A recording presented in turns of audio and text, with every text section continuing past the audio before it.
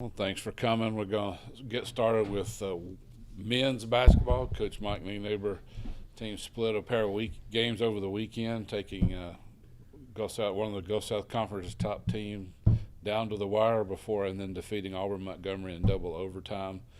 We'll bring Coach Neighbor up to talk about last week's games and the week ahead, going to Christian Brothers and to Union.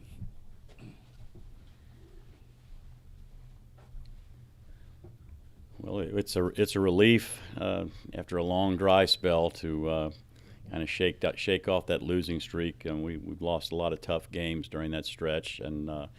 But thought obviously we played pretty well against Huntsville, bouncing back after playing them a close game over there the week before, and then obviously getting that double overtime win Saturday was much needed for our mental state. So hopefully we're playing pretty well. We got a big game from Malik Cartwright, our freshman, his first start, got 29, and just an amazing game. So hopefully there'll be more of that in the weeks ahead as we play through February. Do you plan on staying with that starting lineup going forward? As long as we win, I'm not going to shake that. I'm going to stick with what worked, and so we are going to stay with that. And that's always day to day, week to week. But we talked about it a little bit after. Clearly, Malik's going to stay in there. So the question becomes, do you go a different direction? We started a different group in the second half because of fouls and different things. And I like the smaller team a lot of times, but we're planning on sticking with that as long as it works. If we get the final result, I'm not going to shake it. And you've played Christian Brothers now, but this is your first time now returning at Delta State. Talk a little bit about what it's going to be like returning to that arena. It's going to be it was one thing playing them here, but it's going to be definitely an unusual, unique. I've seen a couple things on Twitter where CBU fans are already talking about they get to yell at me for the first time in 20 years and going back to my Bethel days there. So it will definitely be interesting. I appreciate the fact that they switched the benches this year. So I'll be sitting on where I've been sitting for the last 20 years. At least I'll feel at home on the end of the floor that I'm going to be on.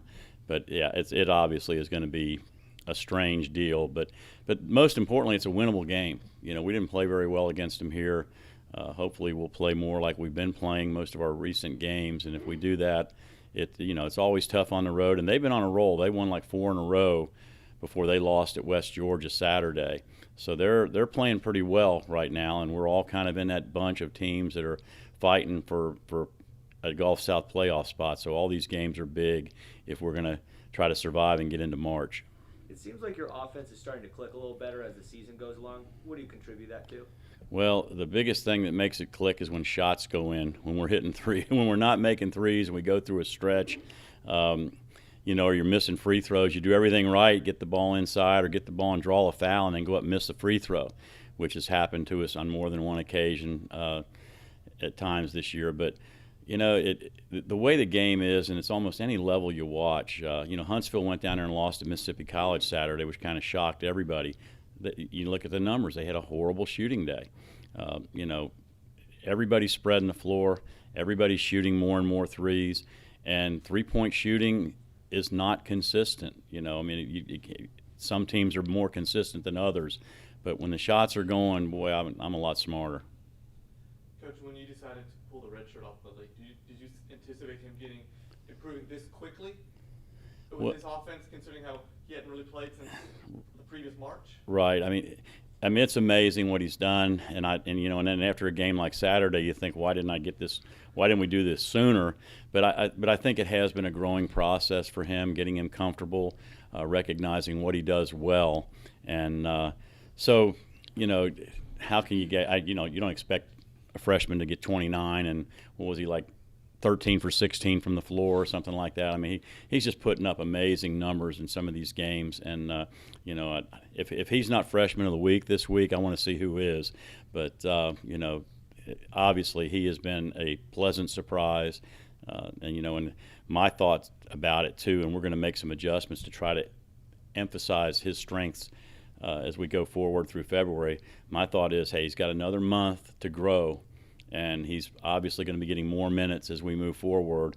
I think of course, Saturday there was 50 minutes available, and I think he played over 45 of them. So, that's hopefully the way it's going to be as we move forward. You talked about making that change in the lineup, and then foul trouble got us early.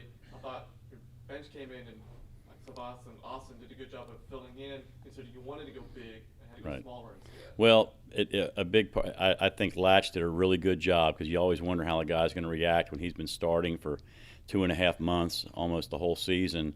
You always wonder how the guy's going to react. And the other thing is he was 0 for 4 from 3, but he still had 11 points. He was making things happen going at the basket, which I think is really important for him.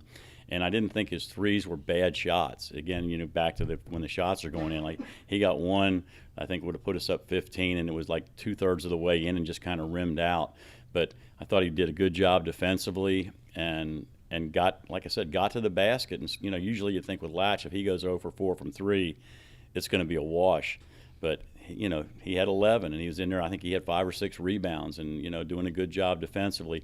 And then Sav is another one that has consistently done good things. And of course, we had him that wide open 3 at the end of the first overtime that rimmed out, but he turned around and made a big 3 in the second overtime that put us up 5. And you got to love a freshman stepping up and having the confidence to turn around and do that. Also seems like Anderson's starting to take a lot more shots. The last handful of games, I don't know if it's just him deciding to take more shots, or is it more catered for him to try and get some looks?